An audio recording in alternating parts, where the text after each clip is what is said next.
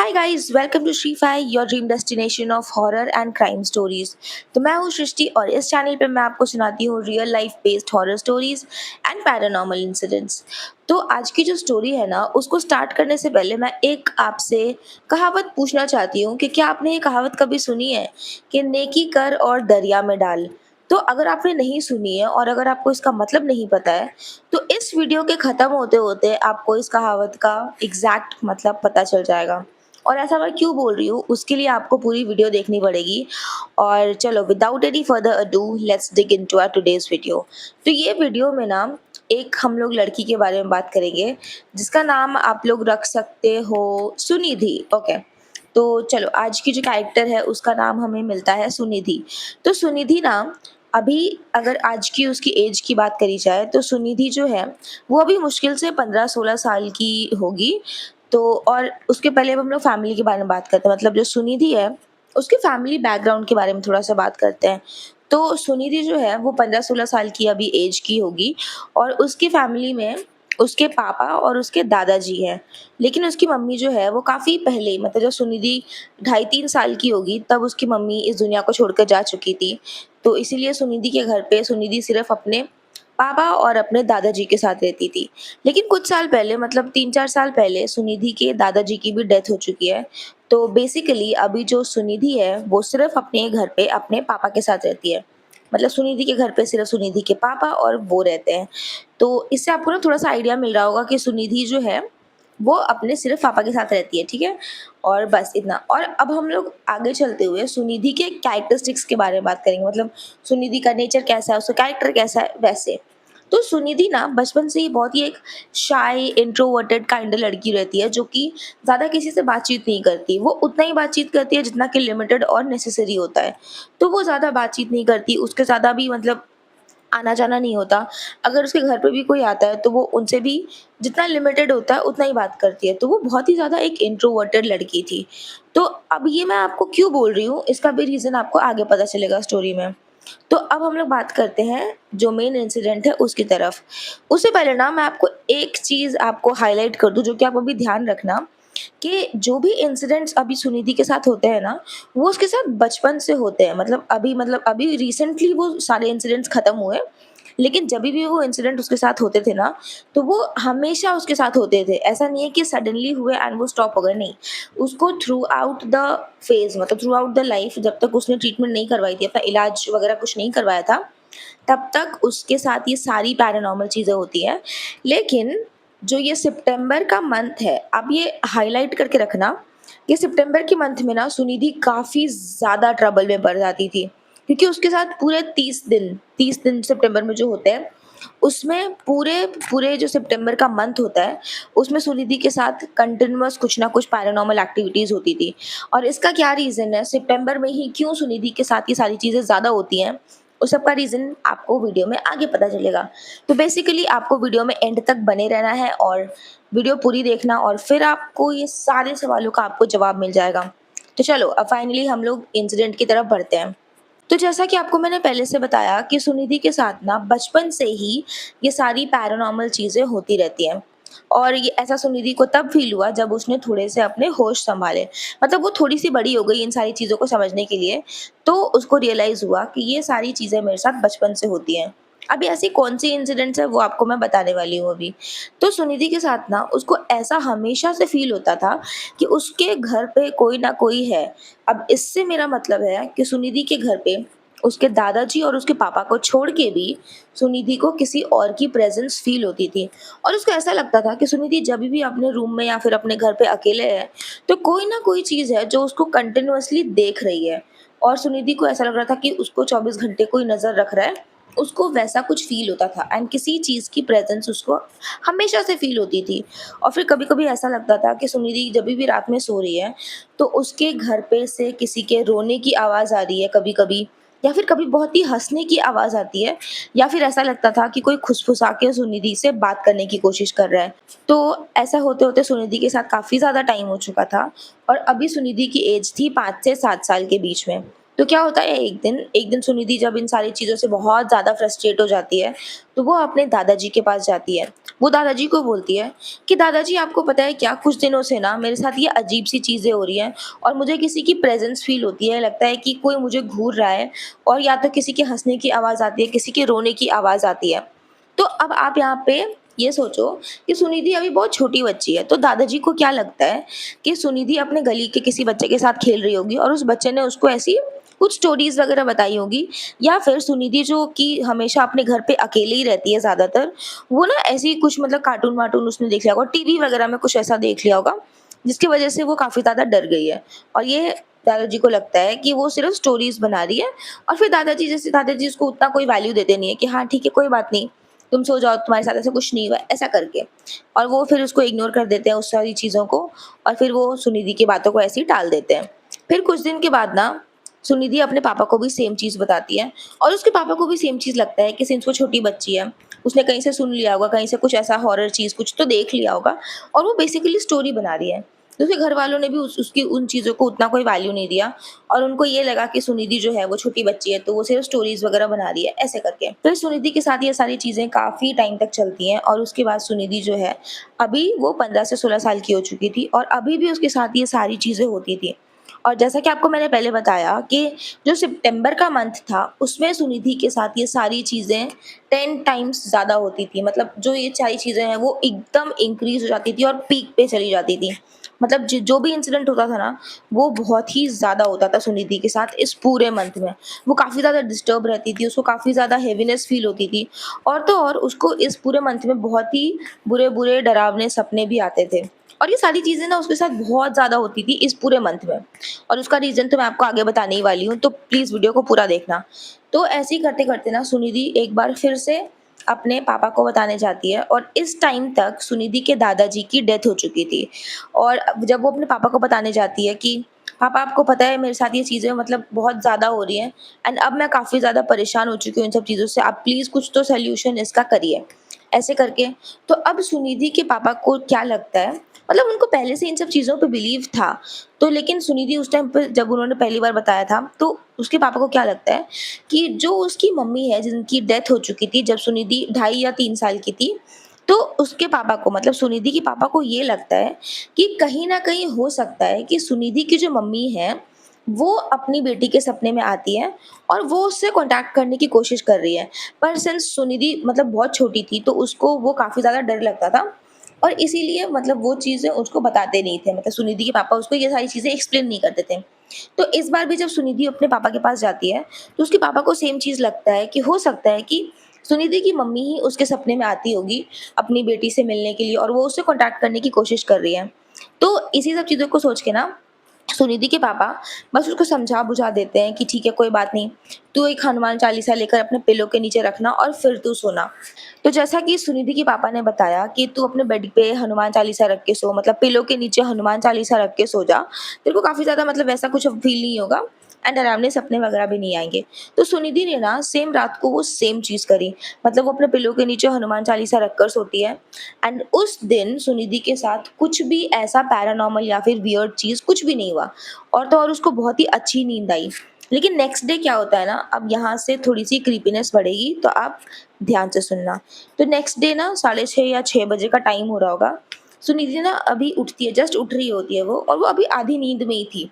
तो उसको ना उसकी नज़र जाती है अपने रूम की विंडो पे, जहाँ पे वो देखती है कि एक फीमेल है वहाँ पे, और उसने ना व्हाइटिश पिंकिश टाइप की, मतलब बेबी पिंक जैसी कुछ साड़ी पहनी है, और उसका चेहरा विज़िबल नहीं है क्योंकि उसने घूंघट किया हुआ है।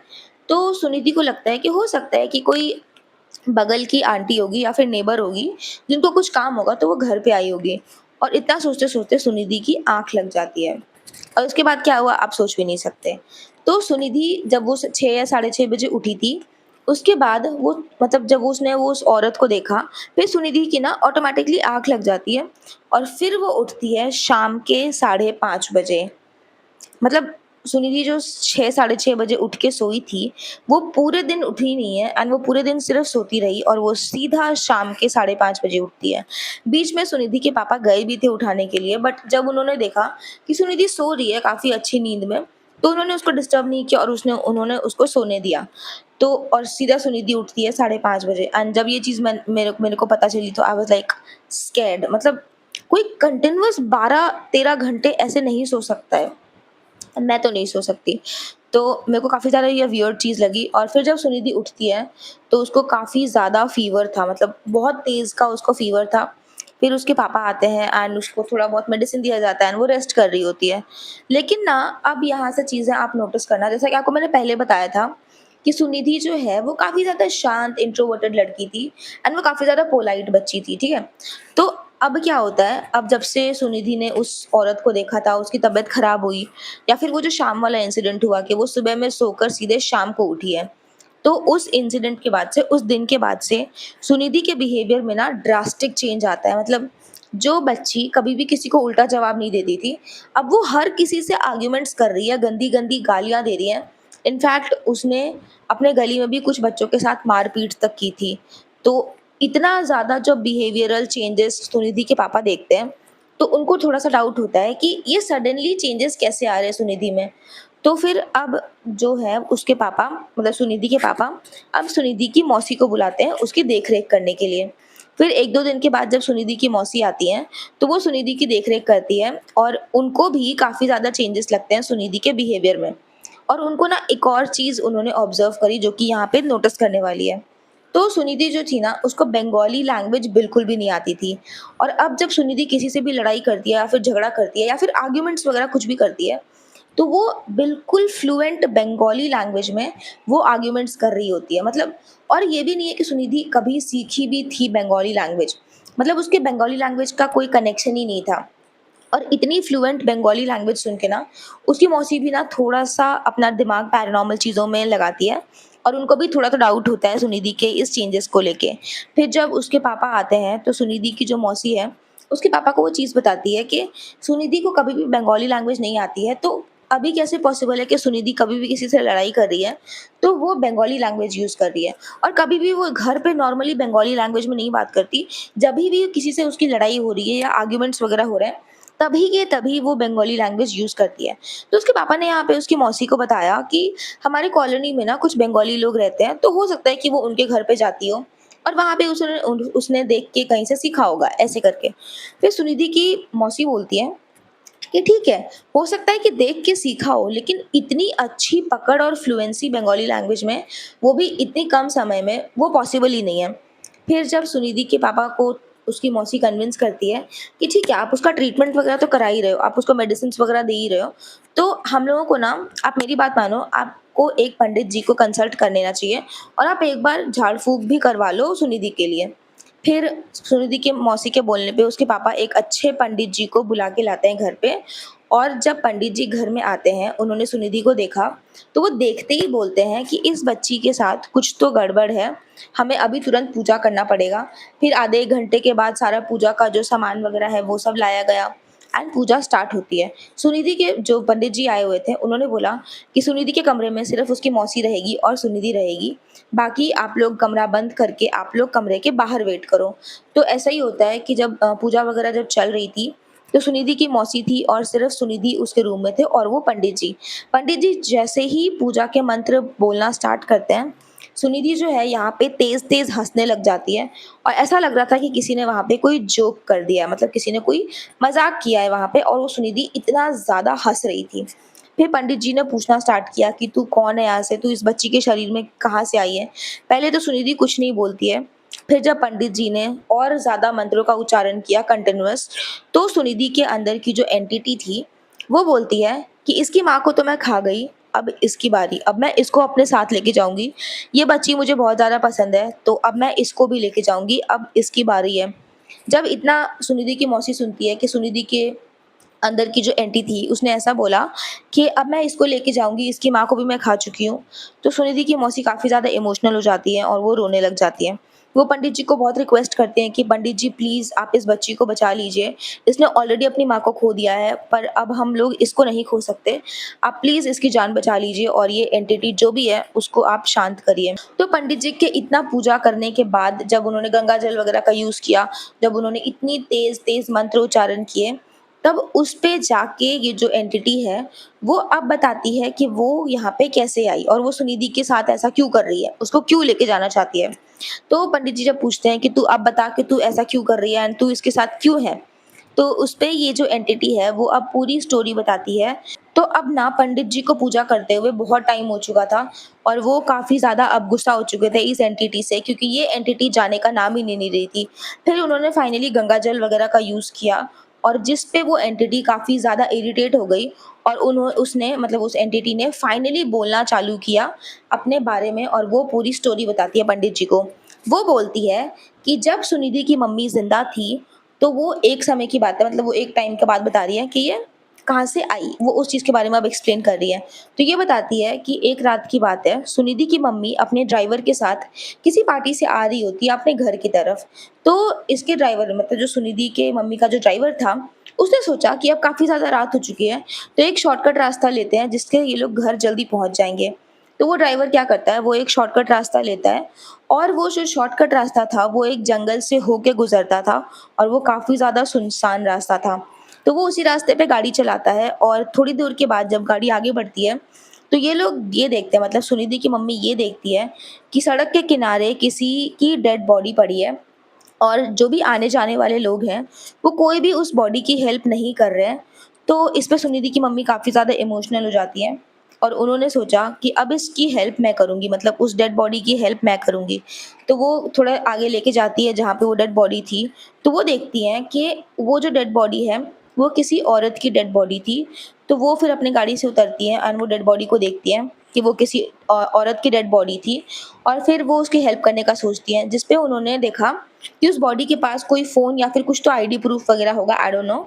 तो वो उसके थ्रू, मतलब वो जो फ़ोन या फिर आईडी प्रूफ जो था, उसके थ्रू कॉन्टैक्ट करती हैं उसके घरवालों को, मतलब जो बॉडी थी उसके घरवालों को वो कॉन्टैक्ट करती है और वो अपनी ही गाड़ी में उस डेड बॉडी को लेके जाती हैं उसके घर तक छोड़ने के लिए।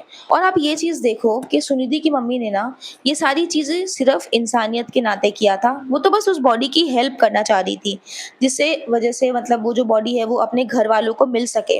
लेकिन ये चीज़ उनको कितनी ज़्यादा भारी पड़ी, वो आपको इसी स्टोरी में पता चलेगी। तो अब तक आपको समझ में आ चुका होगा कि वो जो एंटिटी थी, वो किसी और की नहीं, उसी डेड औरत की थी, मतलब जिसकी डेथ हुई थी रास्ते में, वो उसी औरत की एंटिटी थी।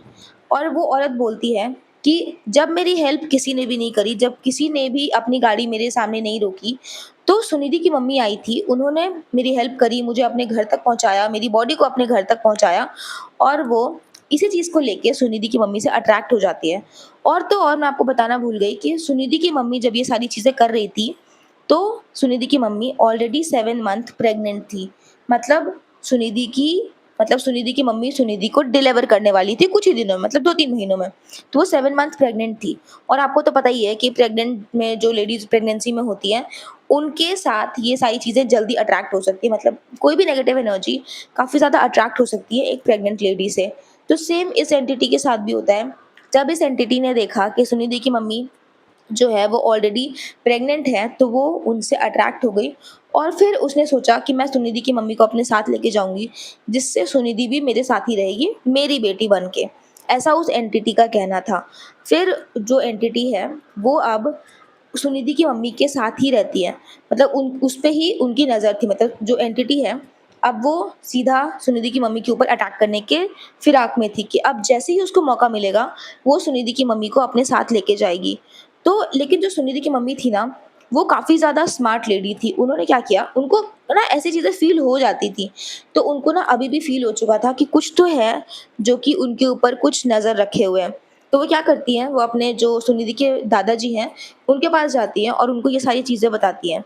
तो उसके दादाजी ने, मतलब सुनिधि के दादाजी ने सुनिधि की मम्मी को कुछ अच्छे मतलब पंडित जी वगैरह के पास लेके गए थे और फिर उन पंडित जी ने उनको कुछ ताबीज़ दिया था, मतलब एक ताबीज़ दिया था जिसको सुनिधि की मम्मी को हमेशा पहन के रखना था। तो अब आप यहाँ पे नोटिस करना कि अब जो ये उनको ताबीज़ मिला ना, उसके बाद से उनके साथ जो भी थोड़ी बहुत इंसिडेंट वगैरह हो रही थी, उनको मतलब फ़ील हो रहा था कि कोई एंटिटी उनके साथ है, उनके ऊपर नज़र रखे हुए है, तो वो उनके साथ कम हो चुकी थी। और ऐसा करते-करते 2 से 3 साल हो चुके थे और अब सुनिधि भी 2-3 साल की हो चुकी थी।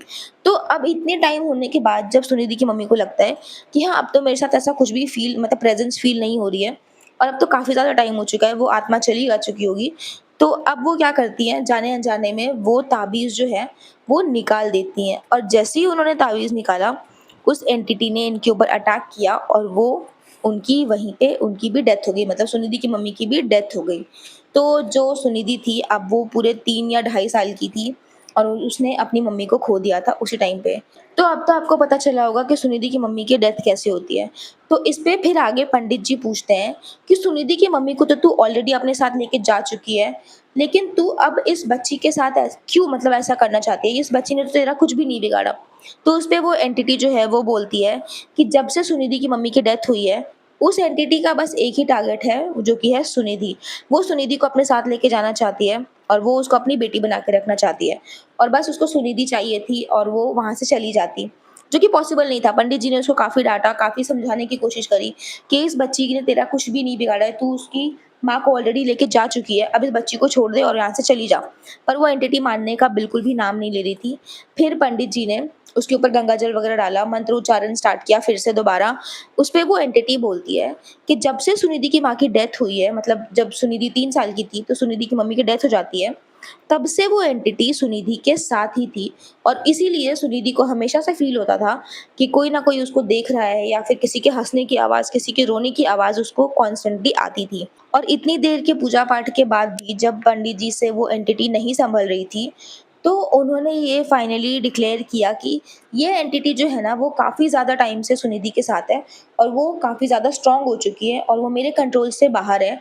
तो आप लोगों को इसको बालाजी के पास लेके जाना पड़ेगा, वो भी जल्द से जल्द, ताकि सुनिधि का निवारण हो सके और ये जो एंटिटी है, ये जो आत्मा है, वो वहाँ से जा सके।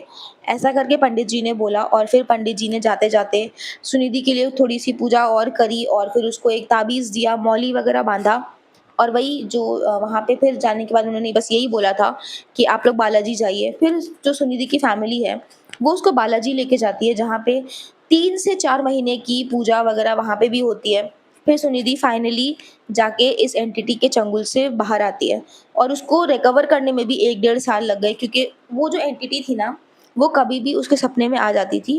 वो उसको हार्म तो नहीं कर सकती थी अब, बट वो उसके सपने में कभी भी आती थी और बस वो उसको इतना बोलती थी कि तू मेरे साथ चलेगी, तू मेरे साथ चलेगी, ऐसा करके बोलती थी। तो इन सब चीज़ों से रिकवर करने के लिए सुनिधि को और भी 1.5 से 2 साल लगे थे और फिर जाके वो फाइनली रिकवर कर जाती है। और बस यही थी सुनिधि की स्टोरी और इस स्टोरी का बस यही कंक्लूजन था कि कभी-कभी आपको हेल्प करना भी इतना ज़्यादा भारी पड़ सकता है। तो बस वही बात है, नेकी कर और दरिया में डाल। और जाते-जाते मैं आपको ये चीज़ बताना चाहती हूँ कि जो मैंने आपको स्टार्टिंग में बताया था ना कि सितंबर मंथ में सुनिधि के साथ ये सारी चीज़ें 10 एक्स हो जाती हैं, मतलब 10 गुना ज़्यादा बढ़ जाती हैं। तो उसका रीज़न भी मैं आपको बताने वाली थी। तो चलो अब उसका रीज़न बताते हैं। तो उसका रीज़न ये है कि वो जो एंटिटी, यानी कि वो जो बॉडी सुनिधि की मम्मी को मिली थी ना सड़क पे डेड, मतलब डेथ कंडीशन में, तो वो भी सितंबर का मंथ था, यानी कि उस औरत की डेथ भी सितंबर मंथ में हुई थी। तो इसीलिए ना सुनिधि के साथ भी ये सारी चीज़ें बहुत ज़्यादा हो जाती थी सितंबर मंथ में। तो बस इसका भी रीज़न मैंने आपको क्लियर कर दिया और आई होप आपको इस स्टोरी से कुछ तो सीखने को मिला ही होगा कि कभी-कभी हमें हेल्प भी सोच समझ कर करनी चाहिए।